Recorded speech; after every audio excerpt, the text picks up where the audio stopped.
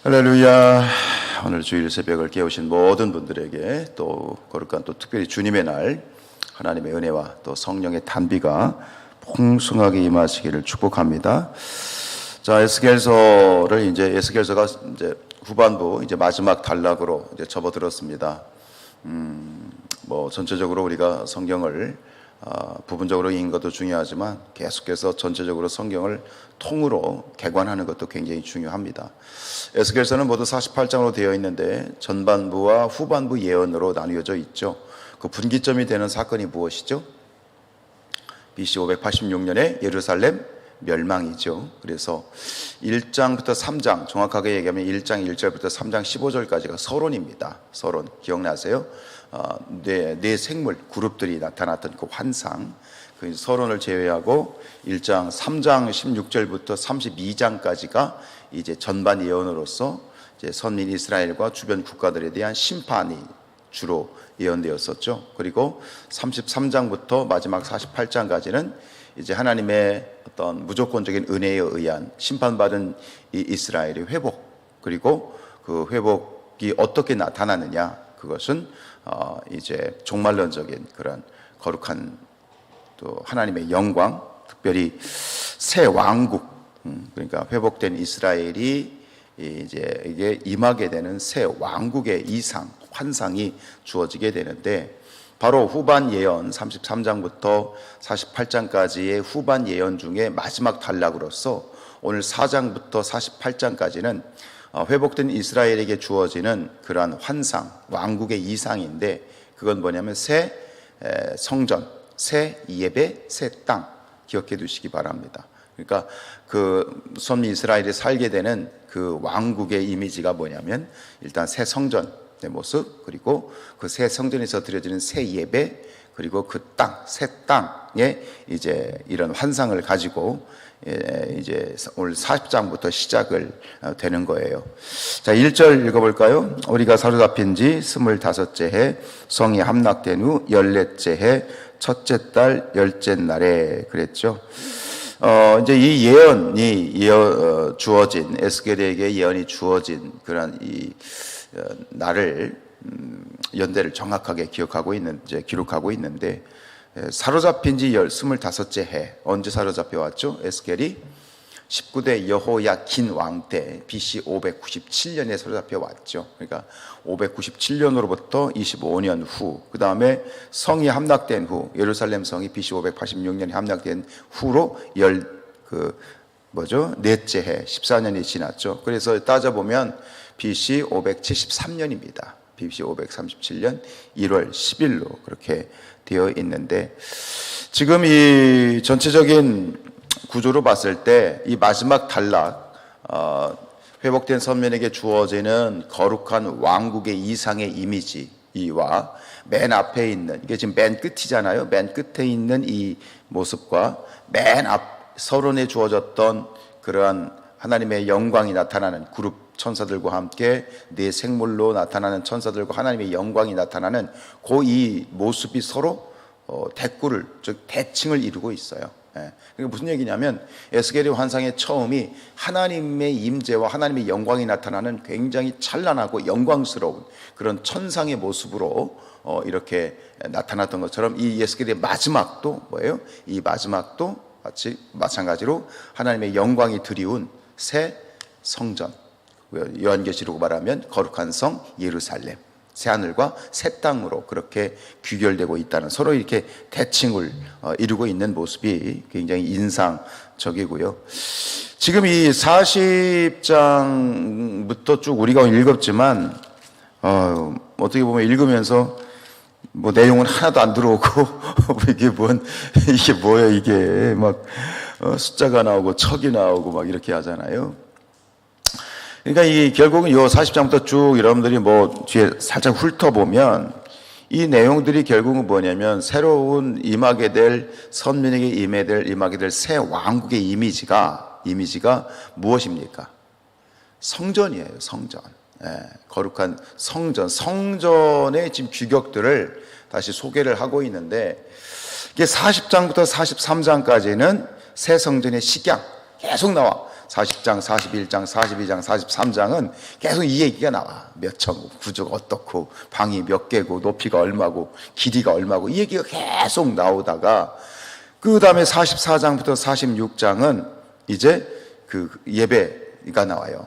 앞에 43장까지는 새 성전, 그 다음에 44장부터 46장은 그 새 성전에서 드려지게는 새 예배에 대한 그 예배의 그러한 규례들이 나오고요. 그리고 마지막 47장, 48장에서는 이제 우리가 잘 아는 새 성전에서 흘러나오는 샘물, 샘물. 그래서 발목, 허리 수용하게 되었다. 뭐 이런 내용들 아주 우리가 익숙하게 들었던 내용들이 나오죠. 그러니까 다 뭐냐면 뭐와 연관이 되냐면 성전이에요. 그러니까 하나님께서 선민 이스라엘에게 이제 주어질 왕국은 결국은 성전이에요. 새 성전. 그 땅은 성전을 말하는 것이지요.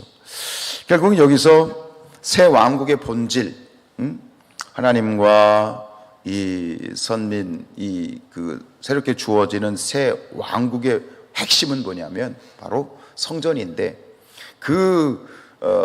회복된 이스라엘에게 주어지는 새 왕국이 성전이라는 말은 무슨 얘기냐면 하나님과 이 선민의 이런 영적 관계가 온전히 회복되었다는 걸 의미해요. 성전의 회복, 새 성전에 주어진다는 것은 결국 하나님과 백성이, 이 선민이 그 관계가 회복되었다라고 하는 것. 이것은 결국 전에도 말씀드렸던 것처럼 죄로 인한 죽음, 죄의 삭은 사망인데, 죄의 삭은 사망은 뭡니까? 하나님과의 관계 단절이 사망이고, 그러면 구원은 뭐예요? 단절되었던 하나님의 관계가 다시 회복된 것이 구원이잖아요. 그러니까 지금 이 부분도 똑같아요. 새 성전, 새 예배, 새 땅은 결국 심판이라고 하는 것이 가지고 있는 그 사망의 관계, 단절되었던 관계가 다시 회복되어진 것을 의미하는 것이죠. 이 성경을 이렇게 읽다 보면 여러분들 뭐가 혹시 다른 성경이 이렇게 딱 연상되지 않으세요? 출애굽기가 연상되지 않으세요? 출애굽기 내용을 보면 거기도 어떤 내용이냐, 출애굽기가 절반이 무엇에 관한 이야기죠? 출애굽기 후반부의 절반이 무엇 내용이냐면 성막에 대한 이야기예요. 여기 똑같아요. 그러니까 성막의 구조, 성막에 들어가는 그런 물건들, 성막에서 해야 될 제사. 그러니까 이게 출애굽기 절반의 내용은 하나님이 모세를 그 시내산에 부르셔서 십계명 율법을 주셨고요. 2개를 주셨어요. 하나는 십계명 율법을 주셨고, 하나는 뭘 주셨냐면 이 성막 설계도를 주세요. 그리고 아주 자세하게 설명을 해요. 몇 층 길이가 몇 개, 밑에 있는 그러한 받침대가 몇 개, 은고리가 몇 개, 줄이 몇 개, 굉장히 구체적으로 읽어가면, 이 정도로 이렇게 구체적으로 주실만, 그게 읽다 보면 오늘 우리가 읽는 그러한 기분하고 똑같은 기분을 느끼게 돼요. 뭔 내용이 눈에 안 들어와. 이게 몇 척이고 얼마고 막 설계도고. 여러분들이 그 설계 도면 보면은 우리가 알아요, 모르잖아요. 복잡한 설계도면 모르는 것처럼 성경이 그렇게 기록되어 있어요. 결국은 이 성막의 설계 도면을 이렇게 보여주고 있거든요. 그래서 이게 출애굽기 절반이에요. 그런데 그런 얘기가 또 어디에 나오냐면 열왕기하고 역대기에 나와요. 그때 나오는 건 뭐죠? 성전, 솔로몬 성전의 식양이나 이러한 이 길이나 이런 식양들을 또 하나님이 솔로몬에게 아주 구체적으로 말씀해 주세요. 이것처럼. 근데 오늘 다시 또 이 에스겔에게도 그런 형태의 이러한 이 설계도를 아주 구체적으로, 좀 지루할 정도로 구체적으로 이것을 설명하고 있어요. 저도 성경을 읽으면서 이렇게 많은 성경의 분량을 별로 영적인 의미도 없는 것 같고 굳이 몰라도 될 것 같은 그런 이러한 내용들을 성경에 이렇게 많이 하나님이 기록하게 하셨나라고 하는 궁금증이 있었는데, 오늘 이 말씀을 읽으면서 어느 정도 조금 풀리는 실마리를 제가 잡게 돼요. 왜 이렇게 성막이나 그리고 솔로몬 성전이나 그리고 이 지금 에스겔에 주고 있는 새로운 마지막 때에 이제 임하게 될, 이게 결국은 신천 신지거든요. 이게 거룩한 성 예루살렘이거든요. 그 성전의 이러한 구조를 이렇게 자세하게 하나님께서는 설명하고 계시는 이유가 무엇일까? 그게 뭐냐면 바로 하나님과의 관계. 이 성전은 어떤 곳이냐는 거예요. 성전은 이런 겁니다. 부부에게 있어서의 침실과 같은 곳입니다. 여러분, 집을 하나 샀어요. 집을 사고 집을 리모델링을 하죠. 이 집을 하나를 이제 방을 하나 꾸민다라고 했을 때 가장 신경을 많이 쓰는 방이 어디일까요? 안 해보셔서 모르시겠어요? 저는 상상을 해봤어요. 집을 사서 방이 몇 개든지 그 방 중에 가장 신경을 쓰고 잘 꾸미려고 노력하는 방은 어디일까? 안방이 아닐까요? 왜? 부부의 침실이 있기 때문이에요. 결국은 성전은 어떤 곳이냐? 성전은 부부의 침실과 같은 곳이에요. 하나님이 우리와 만나는 장소, 하나님과 우리가 그곳에서 교제하는 장소, 그게 바로 성전인 거거든요. 그러니까 하나님의 마음이 담겨 있는 거예요. 하나님이 우리와 만나고 싶어하고 하나님이 우리와 교제하고 싶어하고, 그것이 바로 그 하나님의 마음이 담긴 그러한 이런 어떤 그 표현이 바로 이런 것이 아닐까. 우리에게는 이게 숫자와 내용들이 별 의미가 없고, 사실 그 내용들을 크게 우리가 집중적으로 파고들 필요도 없어요. 읽는 것만으로도, 확인하는 것만으로도 충분한데 무엇을 확인해야 되냐면 이렇게 말씀하시는 하나님의 마음, 하나님의 의도, 그리고 결국 이 성전, 성전이죠. 오늘 1절에 보면 재미있는 건 뭐냐면, 여러분 1절에 이렇게 돼 있죠. 에스겔을 데리고 나를 데리고 어디로 갔죠? 이스라엘 땅으로 갔죠.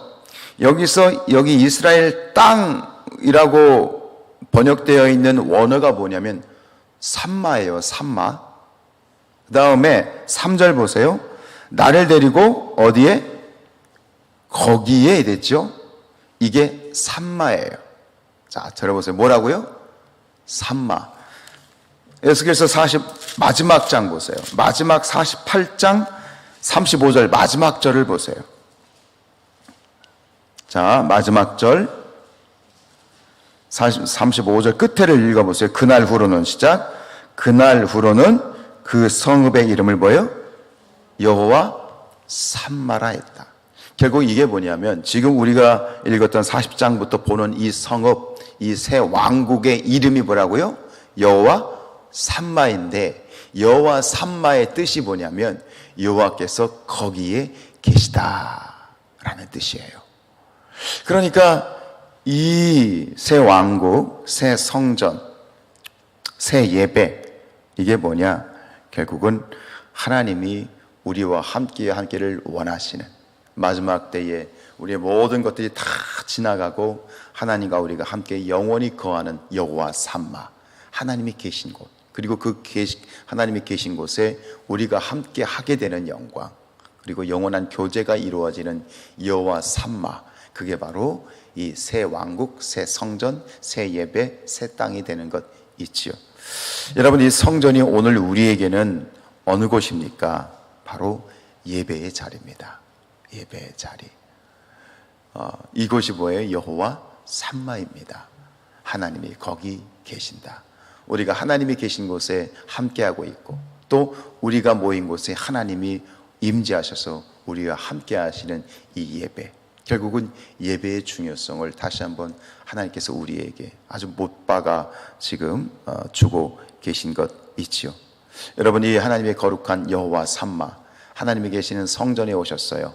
시간마다. 오늘도 주일이기 때문에 우리는 다 같이 또 모여서 하나님의 주일 예배를 드리게 되는데, 우리가 예배를 드리면서 또 제가 설교를 통해서도 함께 나누겠습니다만, 중요한 건 뭐냐면 여호와 삼마, 하나님이 계신 이곳에서 우리가 하나님을 만나는 것이 중요하고, 하나님과 교제하는 게 중요하고, 왔다가 예배는 설교 듣고 가는 게 예배가 아니에요.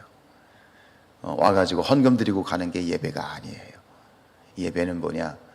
여호와 삼마, 하나님이 거기 계시다.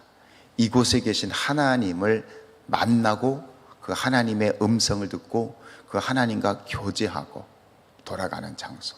그래서 성전은 이토록 중요한 것이고, 그리고 이 예배가 그토록 중요한 것이죠.